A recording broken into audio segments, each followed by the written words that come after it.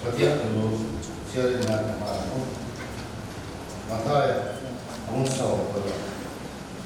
saya itu merasa itu merasa sering macamnya. Ini suatu ketika开始dia做了很多，而且就看了，每天就是把这工作那里那时候个，人那里做完全个的，我基础什么那里，啊，全个的，里啥的，全个的，这个我说的，我那里，啊，里做完那了，里嘞，那里工作那里啊。Din Simon keteran Krista bagian lupa baju ini hatinya sama orang kontak bungli zat kata ni mulai ya orang kontak bungli zat kata ni kini orang Krista rombo tuale bagian tu orang tu kami mulai proses Kita ko tu sumuri na mudi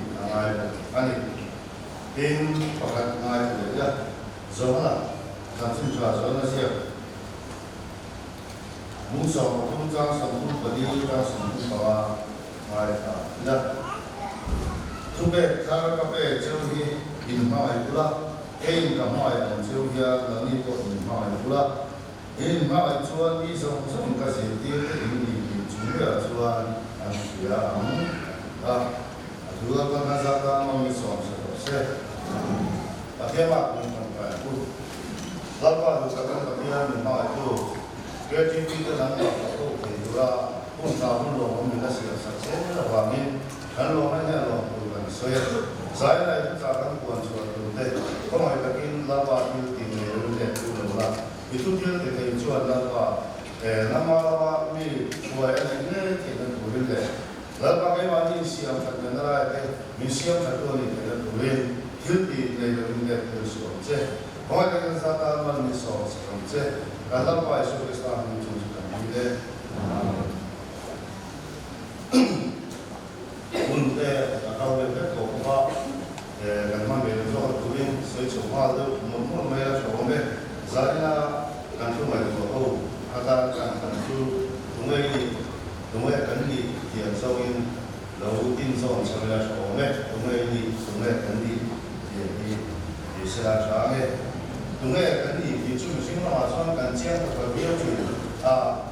mati usang ke mati di siapa kan tu dia cinta kan siapa kerja tu ani tema ni buat我记得在那个大海青山上江流水，安尼，马尼我们这是江大家在跟你去的嘛，同埋马尼后生么的全部跟上联络，拉活动安尼，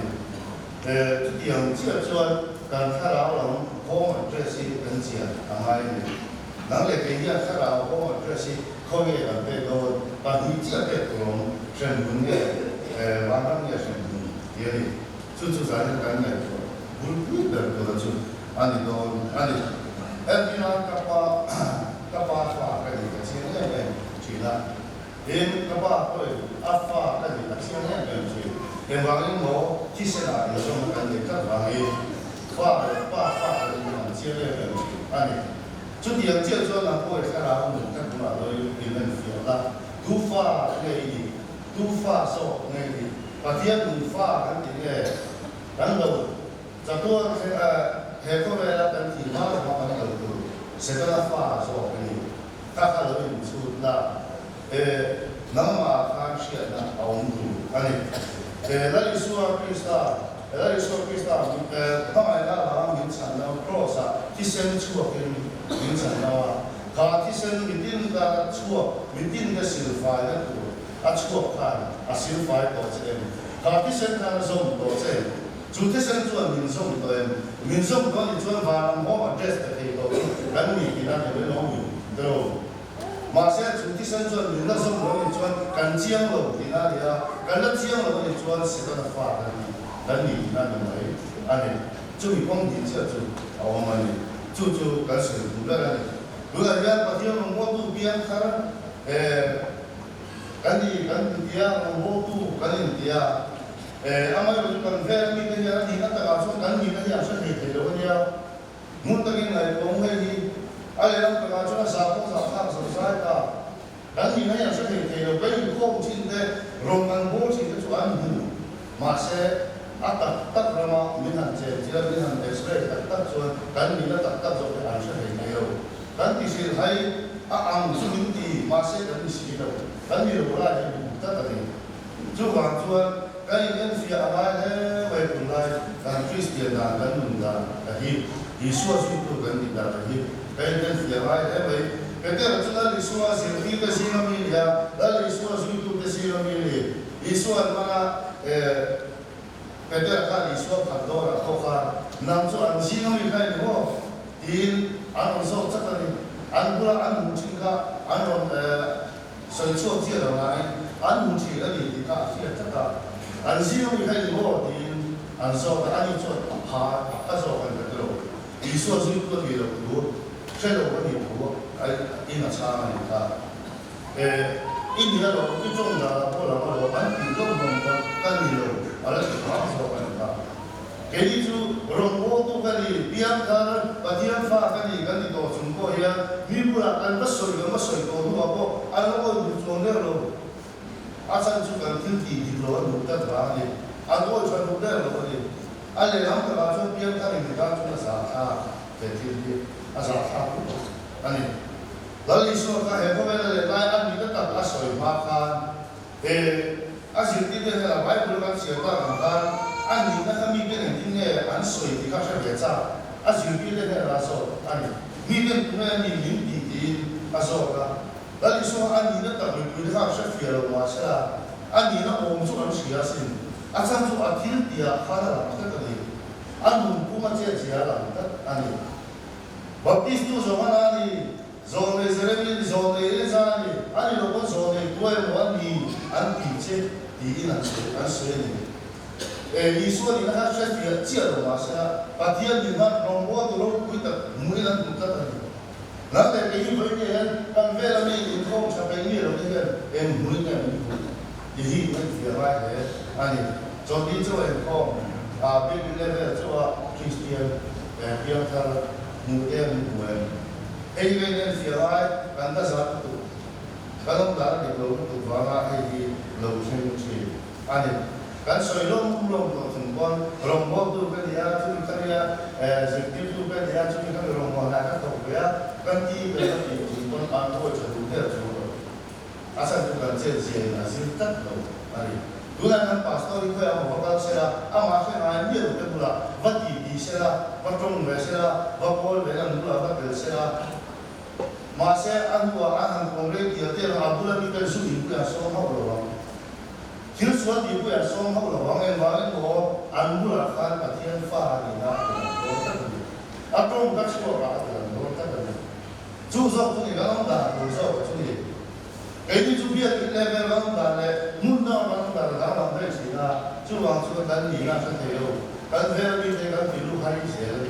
等你那是对喽，啊你就往这 cross 一点了不 ，cross 吧，一几分到不 ，cross 一点了不。Rosa kude ke lali suwa, rosa kude ke kenbe lali suwa kan. Ama ay di dam telo. Rosa ta ke telo aku dale ke ko he ko telo. Kini ju rosa kenbe nun nei to akian fa ni to indi. Suwa ki na kasan to indi hi. Voi ke he kan nun nei to chia. Mati ke hil suwa ke tu he kan tu ki rosa kenbe to si kan mole chua sa si be. Kan lo ka tu le kan nom sak da tu le so kan kunti suat ina kan phal le to phila no ni ken be ai cross a be be to lo ni to ken be tu cross a be be to lo ni la li so tu cross a ken be a be me lo ni ama hindi na ma para par to je ne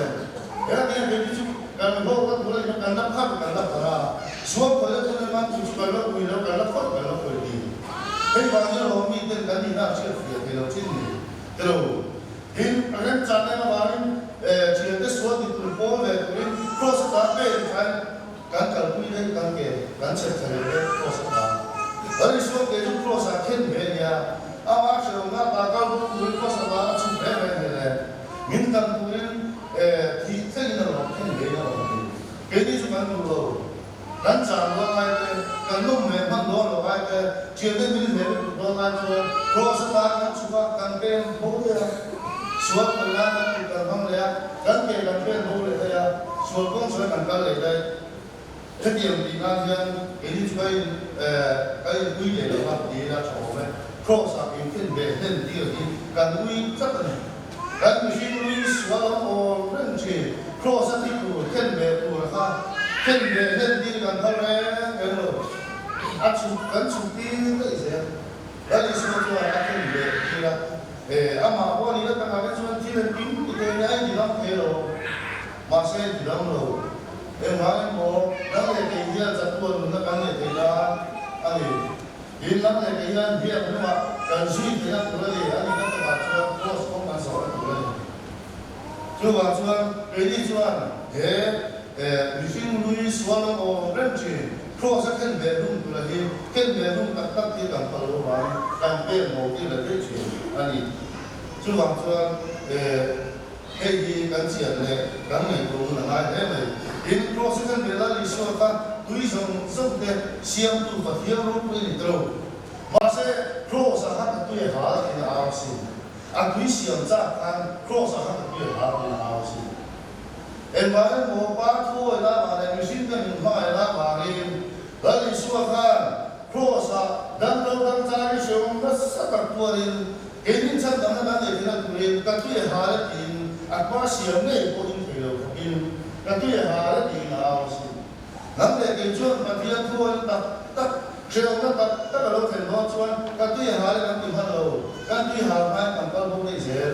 đâu các tuổi hà hai cầm cao bông đây dễ các tất cả lúc về hơn đâu chiều nó tất cả thành đó chuyện các tuổi phải đâu anh không chỉ là chỉ cần không chuyện chú bạn chú nó cái gì này anh xuất hiện thì chỉ đâu cái gì đó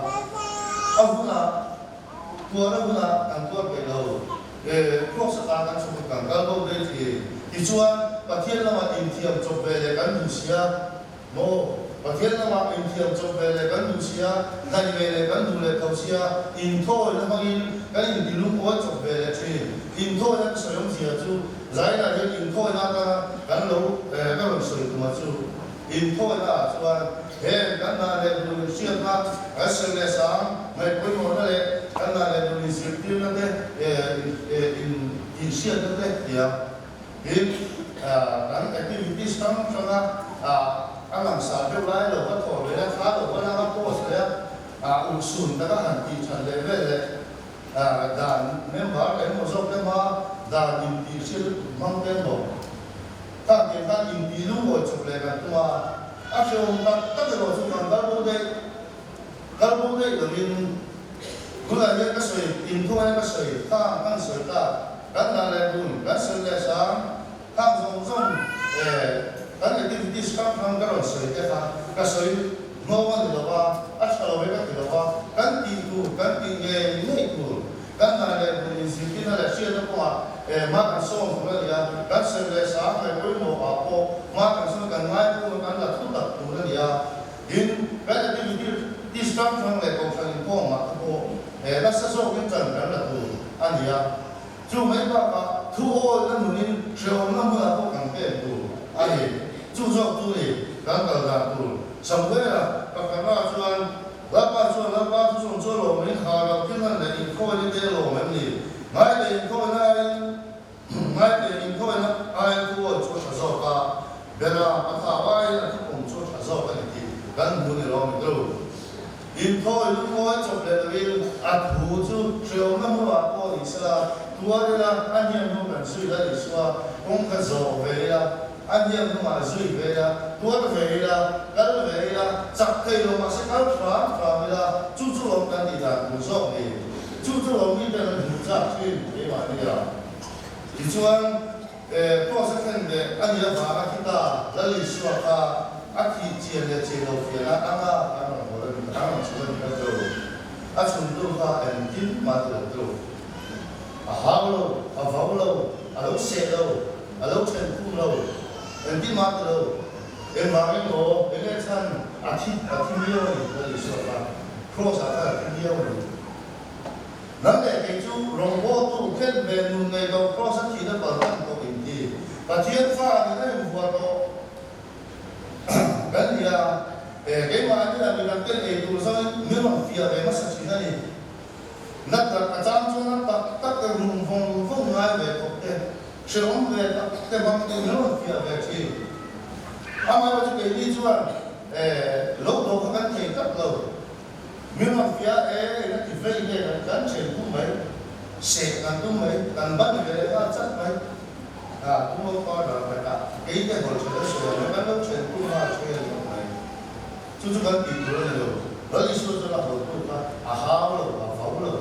sang chú thì chắc là cái phẫu thì được. Đó là cái lúc sang làm thi thì cho phẫu thì cái gì đó là gì,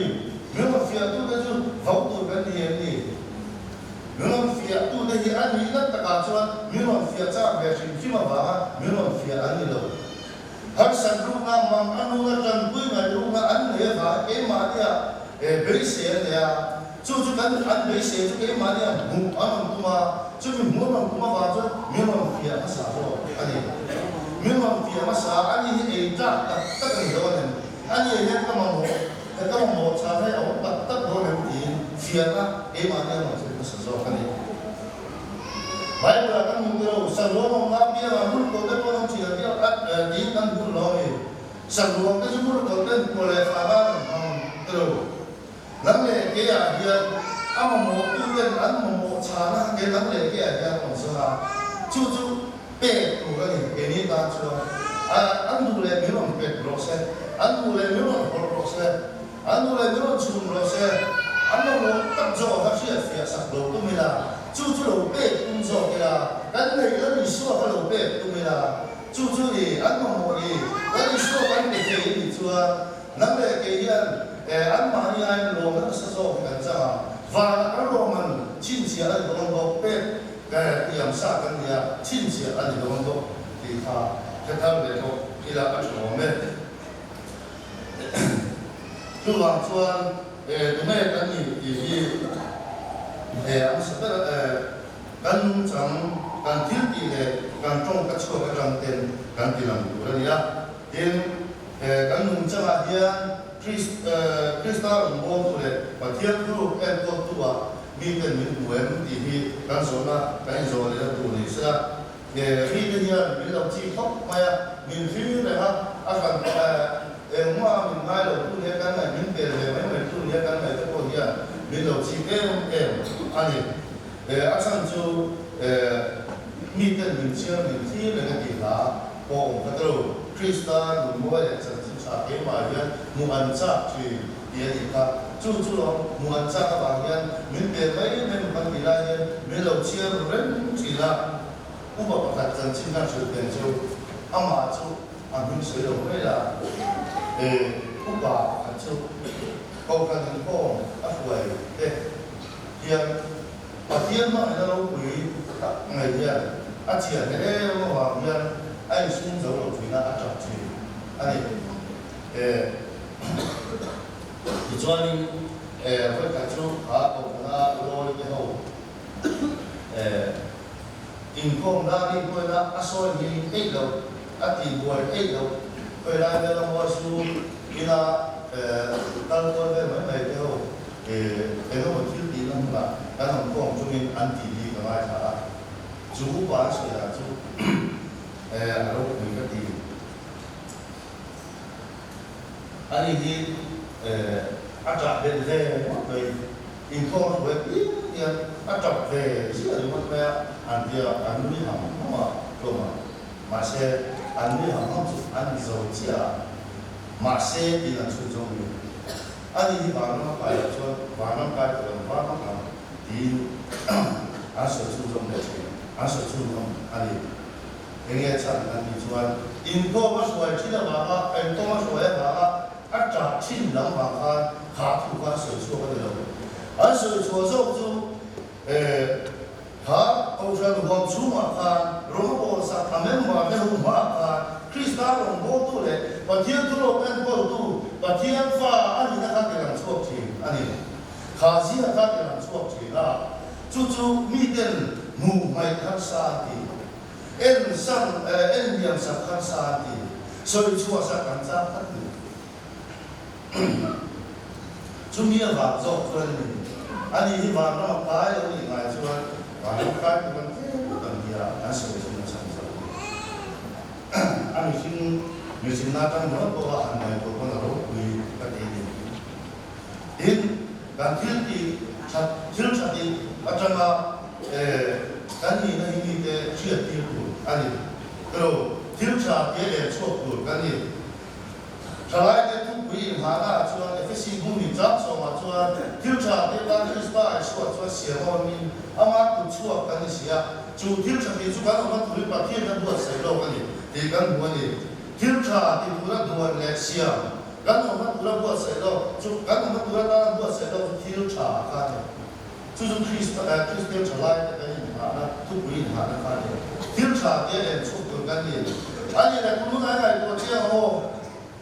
Misalnya kalau punya yang kiri kan tidak gitu, kiri itu kan dia yang kiri kan tidak di, boleh dia kalau dia yang kiri kan tidak di,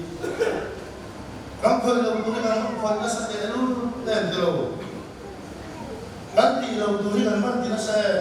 bagian apa, kalau buku nasi itu kan ada, tulis kan ada apa, kan nasi itu, emangnya mau kan kiri nasi itu kan mana ni, kan kiri nasi itu saya kan itu. Kan thiếu tí nó dừng đâu mà cái gì mà bắt cắm đấy đâu cái gì mà là cái này cái gì cả kan thiếu tí nó dừng mía mà thì cả chút ai số cũng quý mình đóng các số lúc nó cũng quý thì thế nào xưa ai sai đi cùng chẳng cái này ai sai đi tài tầm ra không quý thì thế nào xưa em sau đó vào đầu thiếu tổng lúc nó không quý thì thế nào xưa anh ấy nói cái mà chúng ta sao các đâu mà sẽ sắp tới cái này thì cần thiết thì là riêng nhau mà đâu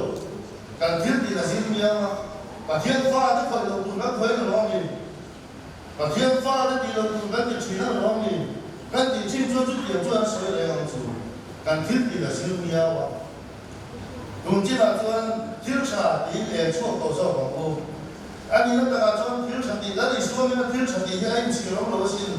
mà khá là cũng sòng giá sòng đi mà nhận biết là cán đủ và riêng kia là như vậy từ vô nó phải đến cổ phải tu chưa thì ta mới biết cái sự chịu và nó lo mà tu giá tốt của họ thì cán đủ và thiếu cha thì em chua tu cái gì à thiếu cha thì tu cái gì à thiếu cha cán thì chua cán thiếu cha thì để mi đến ăn mua cán ba và làm gì chua mỗi cái đó này thiếu cha thì chua thì tu thiếu chặt thì các cán thì tụi nó đi cán gì chụp các tụi quan đi cái gì thiếu chặt lâu rồi các quan chả gì thiếu chặt lâu rồi chúng đi thì cán cũng chả gì thiếu chặt lấy số này cán thì bây giờ và ngày hôm mà chín chia sẻ cái cán đồng đó để hà chút lúc khó để cho phép để làm gì cái gì thiếu chặt lâu rồi chúng ta làm cái pháp gì thiếu chặt chút thì này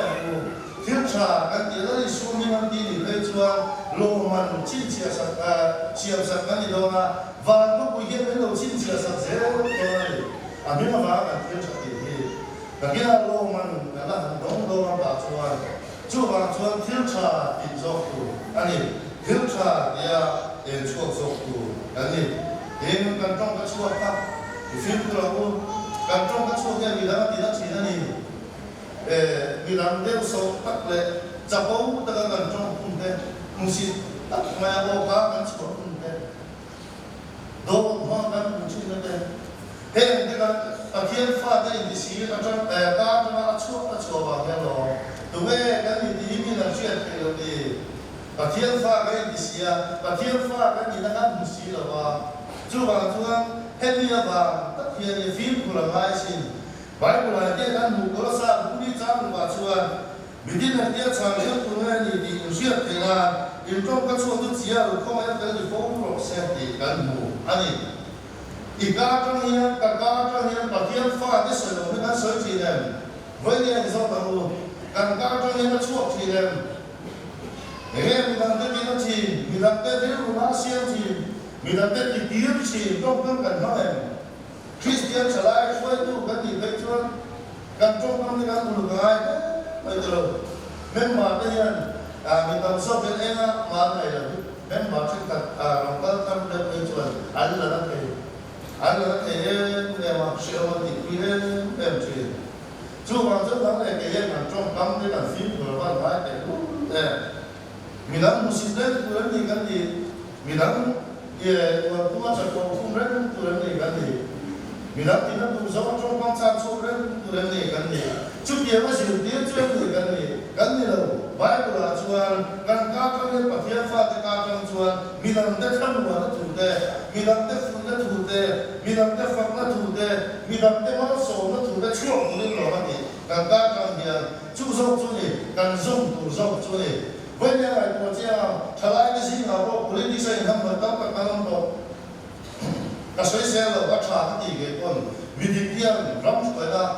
lắm hàng thì ăn thổ hai càng rắm thì muốn ăn phỉ lên trả lại mình đi các tên politics cái này là với một lúc đây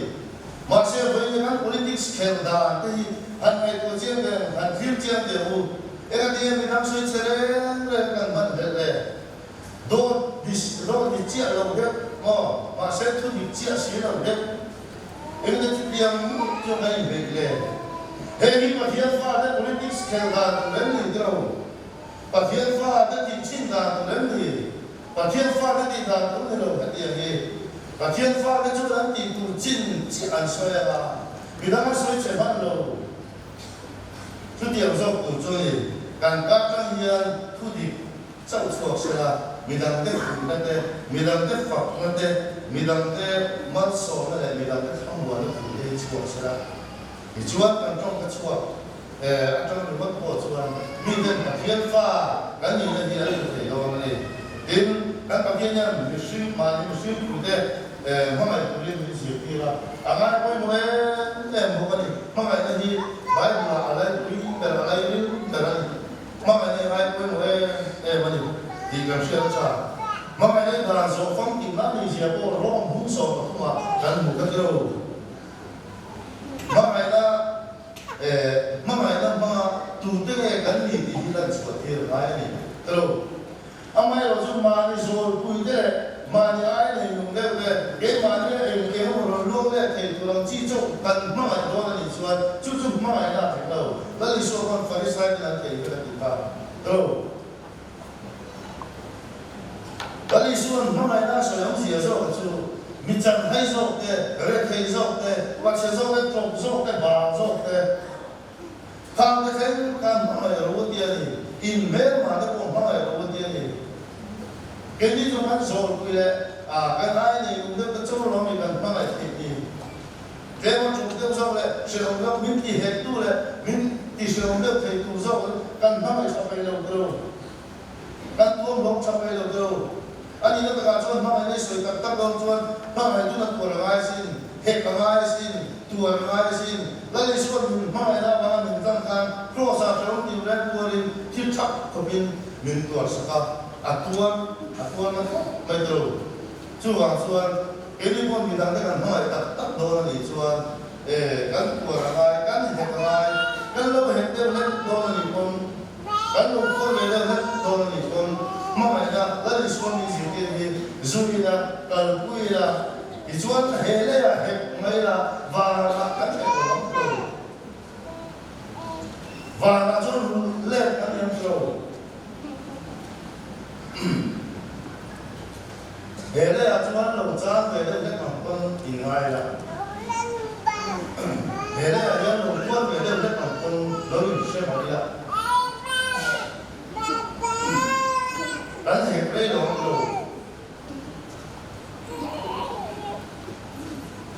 đấy là xuân mình xịt đi rồi mà lại có gì mà lại bị làm thế này mà lại đánh thì cái gì đó chúng ta và là dân đồ mà như thế nào mình thu lệ bằng